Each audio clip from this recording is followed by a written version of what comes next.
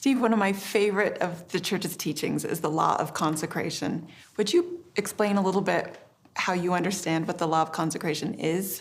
You bet, Kate. To me, the law of consecration is a timeless law of God. It's always been. It's God's way of teaching us to love Him and love each other, but it's also very specific.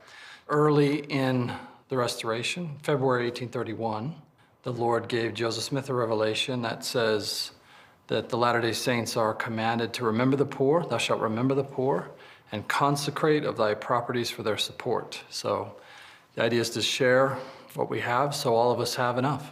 I love knowing what Edward and Lydia Partridge did in Ohio. Can you tell us a little bit about that? In some ways, they are the pioneering family of the law of consecration. The Lord called them to be among the very first families to go to Zion in Missouri and to lay the foundation, he said. So Edward Partridge went out there first. He was there for the land sales. He bought all the land he could as commanded with his money and Lydia's money that they had and that they had consecrated to the church. And they were both willing. They both offered their all. Wow. And Lydia was right there with them the whole way.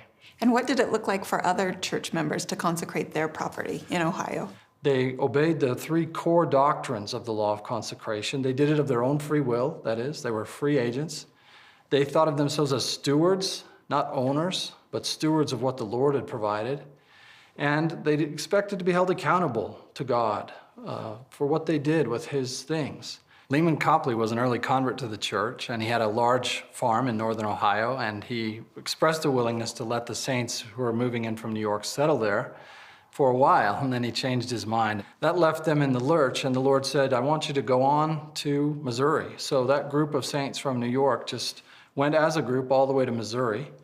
The bishop met them there and started to give them a writing, as D&C 51 says it. That is, he gave them a printed document, and they would write on it that they freely consecrated to the bishop of the church all their property. But one of the most interesting things about these deeds is that in every case, what Bishop Partridge consecrated back to the saints was more than what they consecrated to the church in the first place. It was not a vow of poverty. It was a way to make sure everybody had enough. Ample is one of the words in the Revelation. Everybody should be amply supplied, it says.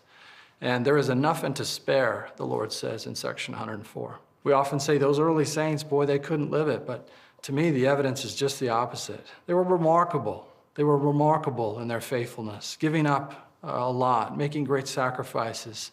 I've always thought of the welfare program as being an important part of the law of consecration too. People devoting their time, working on welfare farms and devoting materials, taking their goods to Deseret Industries instead of having yard sales and keeping the profits. Yes, that's a great example of how the principles of consecration are alive and well. They're still with us. So I've heard some people say that the law of tithing replaced the law of consecration in church history. That's a common saying, but it's not really very accurate. It's much more accurate to say that tithing is a part of consecration, not instead of consecration. The law of consecration was given to relieve poverty and suffering. It was given, according to section 42 of the Doctrine and Covenants, to be able to pay for the church's programs and especially to provide houses of worship, especially temples. All that is means to an end, the Revelation says, of the salvation of my people. So consecration is all about God saving His people and His people participating in that by helping each other. And tithing is part of that. It's not instead of consecration. The very revelation that gives us tithing says it's a standing law forever, not a temporary law that's going to go away someday. So consecration is bigger than just tithing. Tithing's a part of it, but only a small part of it. Sometimes we hear, when will the Lord require us to live the law of consecration? The answer to that is never.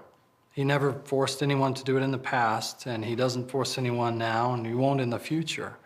The question isn't, when will the Lord ask me to live it? It's, what am I going to do with it? It's on the books. It's right in front of our face. We covenant to keep the law. The question is simply, what are we going to do with it? Or what are we doing? Yeah.